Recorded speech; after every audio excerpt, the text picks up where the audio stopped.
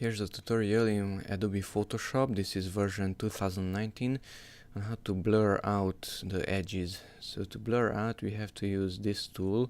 Currently it says sharpen tool, but if you right click on it, here we have blur tool. Okay, so if you right click on it, you can open this up and select this water droplet looking tool, which is the blur tool. Okay, then up here you can modify the size of the brush. That's a larger brush and that's a smaller one.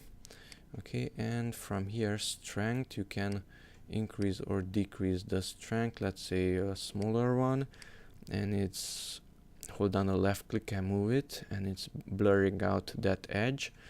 Okay, let's undo it, Ctrl Z. Now if I select a larger one, now it's making it much faster. Okay, so that's how to blur out something in Adobe Photoshop using the blur tool. It's basically after this one, which has G as hotkey. So if you let's say select that one, press G on the keyboard, it goes here, and the next one is the blur tool, like so. This does not have a hotkey. Nothing is mentioned here, but here it says gradient tool G. No hotkey for this one. Okay, that's it. Thanks for watching. Bye bye.